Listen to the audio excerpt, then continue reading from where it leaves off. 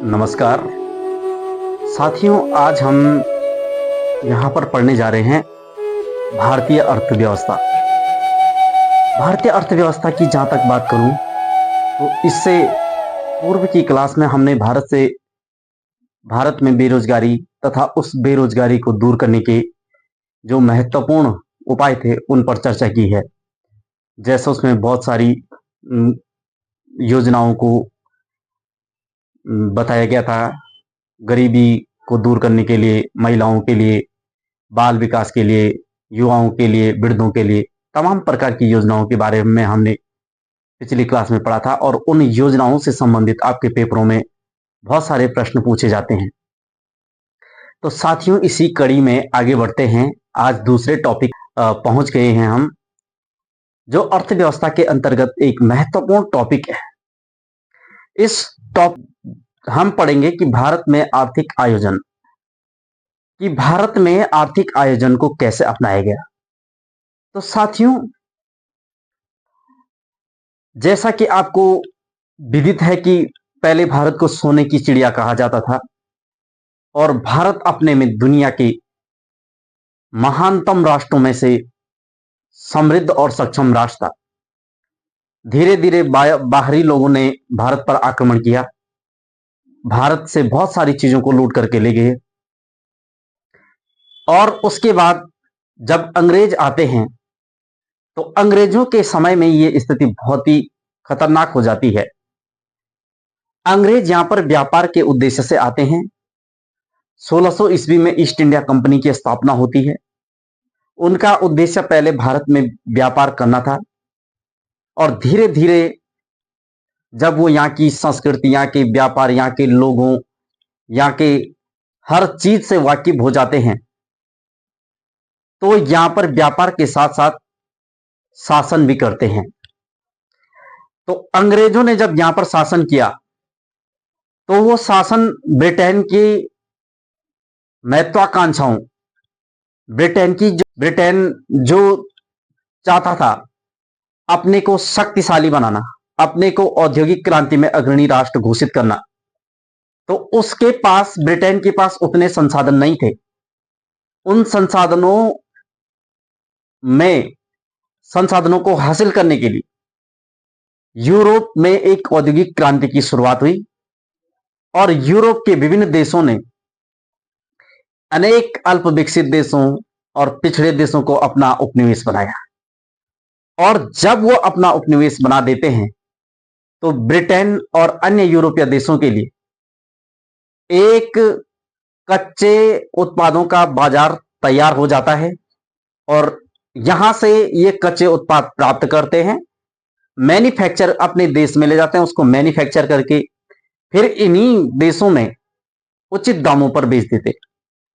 तो भारत में जो अंग्रेजों ने शासन किया, उस शासन के अंतर्गत उन्होंने भारत के विकास की नीतियों को ध्यान में नहीं रखा और अपने विकास के मुद्दों को ध्यान में रख करके अपने हिसाब से विकास करते हैं और यहां पर कभी भारत की अर्थव्यवस्था की समीक्षा भी नहीं की गई। भारत की ओर से अर्थव्यवस्था की समीक्षा करने वाले, अनुमानित जो समीक्षा करते हैं, दादा भाई नौरोजी करते हैं। उसके बाद भारत जब स्वतंत्र हो जाता है, जो कि हमने पिछली क्लास भारतीय राज्य व्यवस्था के अंतर्गत पढ़ा कि भारतीय संविधान को बनाने के लिए कैसे कैसे एक्ट बने जिससे भारतीय संविधान की सीढ़ियां बनी। इसी क्रम में जब भारत आजाद हुआ तो भारत बिल्कुल एक अबोध बच्चे के समान था कि जो न तो चल सकता है और न ही उठ सकता है। भारत उतनी विकसित अवस्था में नहीं था।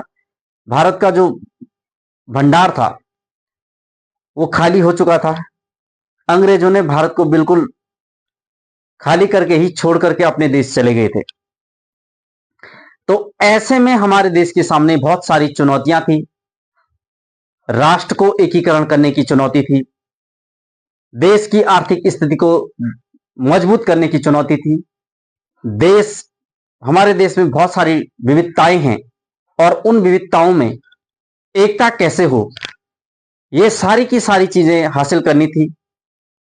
और शिक्षा को बढ़ाना था, स्वास्थ्य की सुविधाओं को बढ़ाना था, रोजगार के अवसरों को बढ़ाना था, महिलाओं के विकास पर ध्यान देना था, पिछड़े वर्गों पर ध्यान देना था, आर्थिक स्थिति को, इकोनॉमी को मजबूत करना था। इस अवस्था में भारत के सामने बहुत बड़े चैलेंजेस थे और इन चैलेंजों को भारत ने बड़े ही अच्छे ढंग से इन सभी का सामना किया है और भारत ने इस मार्ग पर चलने के लिए मिश्रित अर्थव्यवस्था को अपनाया है, जिसमें कि सोवियत संघ, वर्तमान रूस की इकोनॉमी का भी समावेश मिलता है और अमेरिका की निजीकरण की जो इकोनॉमी है उसका भी समावेशन देखने को मिलता है और इससे ही बनती है हमारी अर्थव्यवस्था मिश्रित अर्थव्यवस्था। मिश्रित अर्थव्यवस्था का अर्थ है ऐसी अर्थव्यवस्था जिसमें सरकारी का स्वामित्व होने के साथ साथ निजी व्यक्ति का भी स्वामित्व हो। तो भारत ने ऐसी अर्थव्यवस्था को अपनाया और जो आज का हमारा टॉपिक है उस टॉपिक में है भारत में आर्थिक आयोजन, कि भारत में आर्थिक आयोजन कैसे आया, किस प्रकार से आया और आर्थिक आयोजन के लिए भारत ने क्या क्या प्रयास किए। पहले तो साथियों यही समझते हैं कि आर्थिक आयोजन का मतलब क्या होता है। आर्थिक आयोजन का मतलब होता है राज्य के जो संसाधन हैं उन संसाधनों से जो प्राप्त आय है वो आय कितनी है और उस आय को विकसित करके अपनी अर्थव्यवस्था को मजबूत बनाना, देश की अर्थव्यवस्था को मजबूत बनाना ही आर्थिक आयोजन है। तो साथियों यहां से हमारे परीक्षा के बहुत सारे फैक्ट बनते हैं। आइए इन फैक्टों पर एक नजर मारते हैं कि ये परीक्षा के फैक्ट कौन कौन से हैं। तो आइए साथियों मेरे साथ आप देखोगे। साथियों हम भारत में आर्थिक आयोजन पढ़ने जा रहे हैं और आर्थिक आयोजन का मतलब मैंने आपको समझाया कि राज्य के जो संसाधन है, राज्य का मतलब देश से, देश के जो संसाधन है उन संसाधनों जिससे जो प्राप्त आय होती है और उस आय का अच्छे ढंग से वितरण करना, अच्छे ढंग से लोगों को अपनी इकोनॉमी को मजबूत बनाना, शोषित वंचित सभी का ध्यान रखना, इस हिसाब से नीतियों को बनाना, यही आर्थिक आयोजन है। और इस आर्थिक आयोजन में हमारे देश में सबसे पहला प्रयास 1934 में सर्वप्रथम एक प्रसिद्ध विद्वान होते हैं जो एक किताब लिखते हैं, planned economy for India, Bharat के लिए प्लान्स, कि क्या क्या प्लानिंग्स हैं, कैसे हम अपने रोजगार को बढ़ा सकते हैं, कैसे इकोनॉमी को बढ़ा सकते हैं। एक पुस्तक आई विश्वेश्वरैया की, ये एक उद्योगपति थे और उद्योग के क्षेत्र में इन्होंने इस किताब को लिखा, प्लान इकोनॉमी फॉर इंडिया, कि भारत के लिए कैसे हम प्लानिंग कर सकते हैं, भारत कैसे प्लानिंग कर सकता है अपने आर्थिक पिछड़ेपन को दूर करने के लिए, अपनी आर्थिकी को कैसे मजबूत कर सकता है। इस पुस्तक ने सभी का ध्यान आकर्षित किया, बहुत ही महत्वपूर्ण पुस्तक थी साथियों। तो ये आपको पता होना चाहिए। 1934 में विश्वेश्वरैया की पुस्तक प्लान इकोनॉमी फॉर इंडिया प्रस्तुत की गई और उसके बाद 1937 में कांग्रेस द्वारा राष्ट्रीय पुनर्निर्माण एवं सामाजिक नियोजन के बारे में सोचा गया। राष्ट्र के पुनर्निर्माण, कि राष्ट्र को कैसे हम निर्मित कर सकते हैं और कैसे नियोजित कर सकते हैं, सुनियोजित कर सकते हैं, कैसे प्लानिंग्स कर सकते हैं राष्ट्र के लिए, इस पर ध्यान दिया गया। अगली बात आती है साथियों 1938 में राष्ट्रीय नियोजन समिति का गठन। इंपोर्टेंट है राष्ट्रीय नियोजन, की जो देश के लिए प्लानिंग्स बनाई, एक समिति बनाई, उस समिति का गठन किया गया और इसके अध्यक्ष होते हैं पंडित जवाहरलाल नेहरू। इसके अध्यक्ष पंडित जवाहरलाल नेहरू होते हैं। उसके बाद 1944 में 8 उद्योगपतियों द्वारा बॉम्बे प्लान की शुरुआत की गई। 8 उद्योगपतियों द्वारा 1944 में बॉम्बे प्लान की शुरुआत की गई। 8 उद्योगपतियों को बिठाया गया और उनसे तर्क वितर्क किए गए, उनसे मंत्रणा की गई और एक संगठन बनाया गया।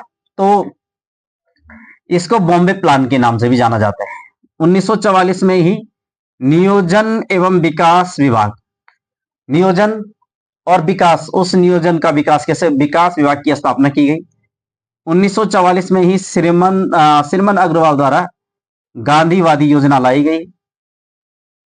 1945 में एमएन राय द्वारा जन योजना की शुरुआत की गई। 1945 में एमएन राय द्वारा लोगों के कल्याण के लिए किस प्रकार से योजना ही बनाई जाए, उस योजना की शुरुआत की गई, जन योजना। 1950 में जयप्रकाश नारायण द्वारा सर्वोदय योजना की शुरुआत की गई। 1947 में आर्थिक नियोजन समिति का गठन किया गया।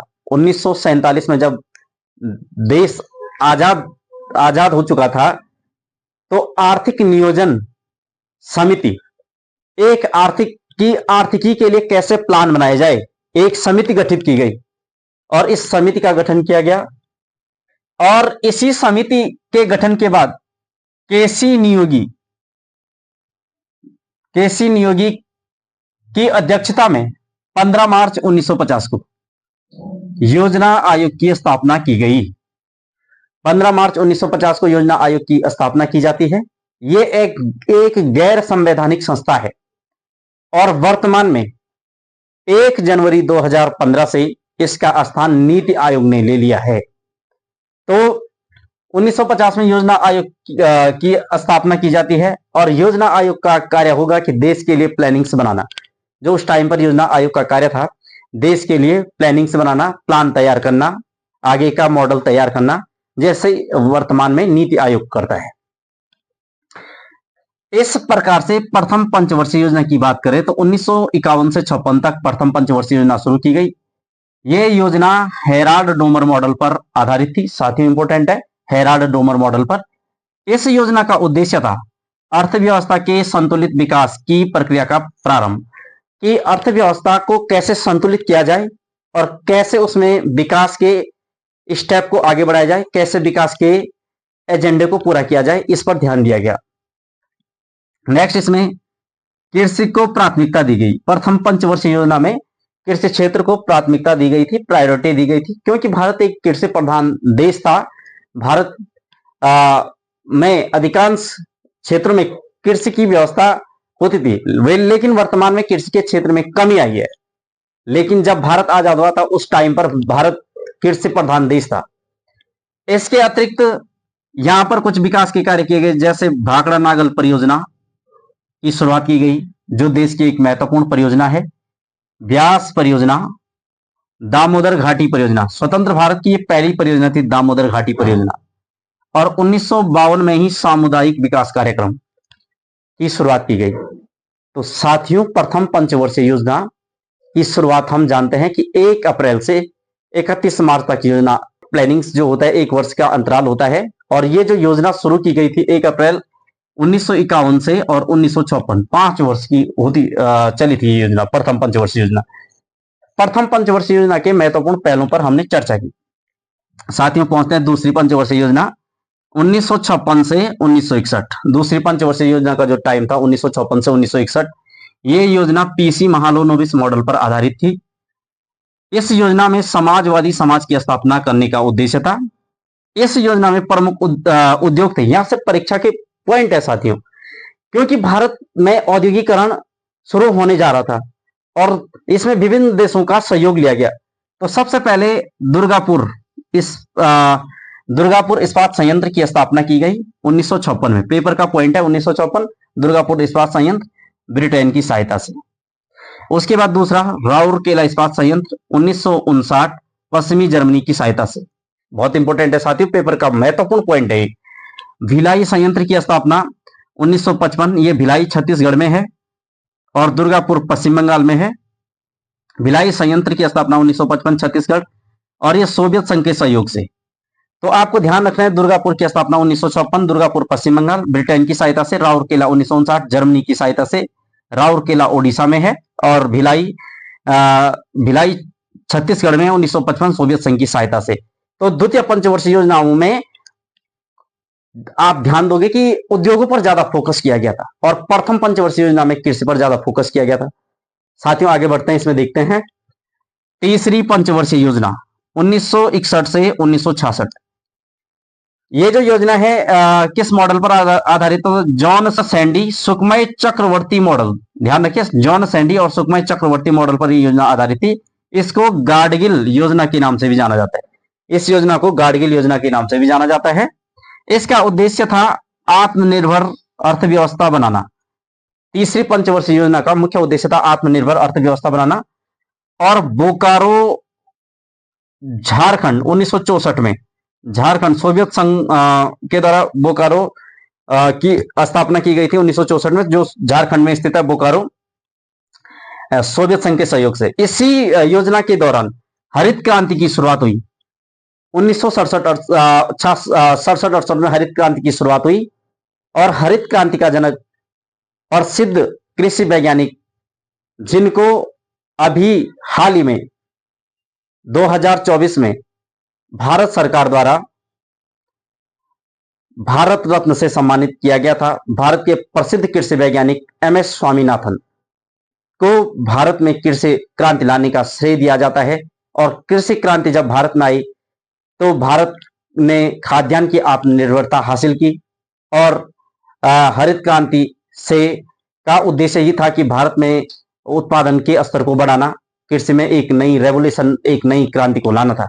इसका श्रेय डॉक्टर MS स्वामीनाथन को जाता है। ये तीसरी पंचवर्षीय योजना के दौरान होता है। इसके अतिरिक्त तीसरी पंचवर्षीय योजना के दौरान प्रमुख कार्य 1965 में राष्ट्रीय डेयरी विकास बोर्ड की स्थापना की गई। 1962 में ऊन अनुसंधान संस्थान की स्थापना। 1960 में ग्रामीण जनशक्ति कार्यक्रम। 1964 में गहन मवेशी विकास कार्यक्रम। योजना अवकाश 1966 से 1969 3 वार्षिक योजनाएं लागू की गई। इसमें 3 वार्षिक योजनाएं लागू की गई। ये एक एक वर्ष के अंतराल पर ये योजनाएं शुरू होती हैं। इन योजनाओं में कृषि तथा उद्योगों को प्राथमिकता दी गई। इसी दौरान भारत पाक युद्ध होता है और भारत पाक युद्ध से देश में सूखा पड़ जाता है इस टाइम पर, और देश बहुत मुश्किल हालातों में होता है। और फिर भी भारत अपने अदम्य साहस से इन सारी चुनौतियों का सामना करता है और आगे बढ़ता है। मूल्य स्तर में वृद्धि हो जाती है इस टाइम पर, इसीलिए ये पंचवर्षीय योजना लागू करके वार्षिक योजना अवकाश को लाया जाता है। और ये योजना योजना अवकाश 1966 से 1969 के मध्य होता है। साथ ही इसी क्रम में चतुर्थ पंचवर्षीय योजना 1969 से 1974। इसकी प्रमुख विशेषताएं हैं DR गाडगिल मॉडल पर आधारित थी ये चतुर्थ पंचवर्षीय योजनाएं। इसमें इसका उद्देश्य था स्थायित्व के साथ विकास और आर्थिक आत्मनिर्भरता को हासिल करना। चतुर्थ पंचवर्षीय योजना के दौरान ही परिवार नियोजन कार्यक्रम शुरू किए गए, क्षेत्रीय विषमता को दूर करने के प्रयास किए गए, श्वेत क्रांति ऑपरेशन फ्लड की शुरुआत किया गया, बैंकों का राष्ट्रीयकरण किया गया, राजाओं के प्रीवी पर्स की समाप्ति की गई। 1969 एकाधिकार प्रतिबंधात्मक व्यापार व्यवहार अधिनियम की शुरुआत की गई और 1971 में गरीबी हटाओ का नारा दिया गया। तो साथियों, भारत में आर्थिक आयोजन के इस श्रृंखला में आज हमने भारत में कैसे योजना आयोजन की शुरुआत होती है और उस योजना आयोजन के दौरान भारत की प्रथम पंचवर्षीय योजना के बारे में समझा, भारत की दूसरी पंचवर्षीय योजना के बारे में समझा, पंचवर्षीय योजना के बारे में समझा, भारत में योजना अवकाश के बारे में समझा और भारत की चतुर्थ पंचवर्षीय योजना के बारे में समझा। तो साथियों, इसी प्रकार से हम इसमें आगे भी बढ़ते जाएंगे। आगे की जो प्रमुख पंचवर्षीय योजनाएं रही हैं उन सब योजनाओं के बारे में हम समझेंगे। तो साथियों, आप अपनी तैयारी को मजबूती के साथ करते रहे और अपने को पूरा झोंक करके एक उद्देश्य के साथ अगर आप तैयारी करोगे तो आपको जरूर सफलता मिलेगी। आने वाला समय आपका होगा और आप लोग अपनी तैयारी को मजबूती के साथ कीजिए। इन्हीं शुभकामनाओं के साथ आज की क्लास में इतना ही। तब तक के लिए धन्यवाद। जय हिंद, जय भारत, जय उत्तराखंड।